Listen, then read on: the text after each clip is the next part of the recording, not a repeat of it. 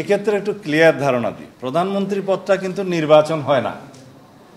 প্রধানমন্ত্রী হচ্ছে majority party মানে যিনি নেতা হবেন তাকেও প্রধানমন্ত্রী করা যেতে পারে, এবং মেজরিটি পার্টি যদি ডিসাইড করে উনি ছাড়া আরেকজন হবেন সেটাও হইতে পারে।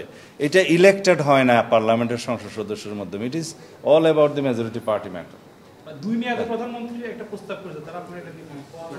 ওই পর্যন্ত আসি নাই, আসলে বলবো। তারপরও বলে রাখি যে আমরা আমাদের প্রস্তাব যেটা, এটা হচ্ছে যে not more than 2 consecutive terms, অর্থাৎ পর দুইবারের বেশি কেউ একজন প্রধানমন্ত্রী থাকতে পারবেন না।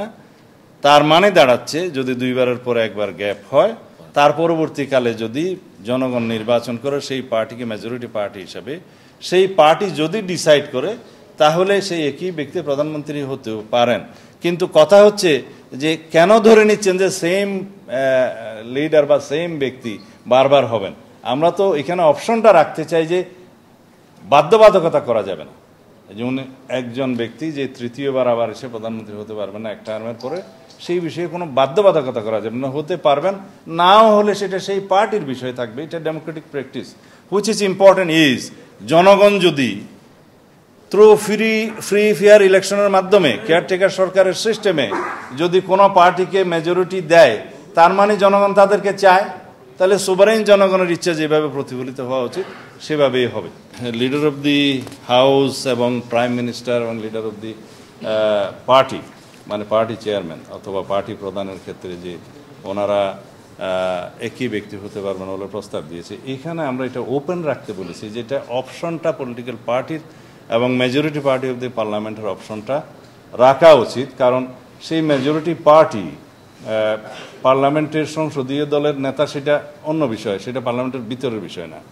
আর পার্টির যে চিফ তিনি প্রাইম মিনিস্টার হতে পারবেন না, এই প্র্যাকটিসটা তো তেমন আমরা দেখি না। যেমন আমাদের যদি ওয়েস্টমিনিস্টার টাইপ অফ গভর্নমেন্টে দেখি, ব্রিটেনের আমরা এক্সপিরিয়েন্স দেখি, বর্তমান প্র্যাকটিস দেখি যে পার্টি চিফ প্রাইম মিনিস্টার হন।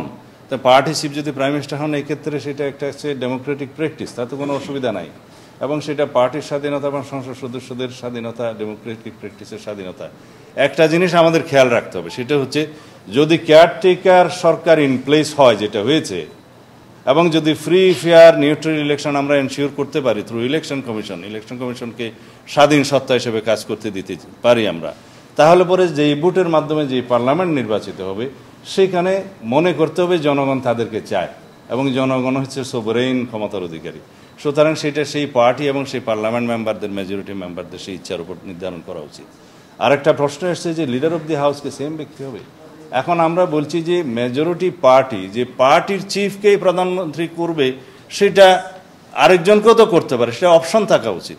এবং মেজরিটি পার্টি থেকে প্রাইম মিনিস্টার হলেও যে লিডার অফ দি হাউস হবে কি হবে না, অন্যজন হবে কিনা, সেটাও তো অপশন রাখা উচিত যে অন্যজনও হতে পারে, তিনিও হতে পারেন। তো এই অপশনগুলো আমরা ফ্রি রাখতে বলছি ফর ডেমোক্রেটিক প্র্যাকটিস।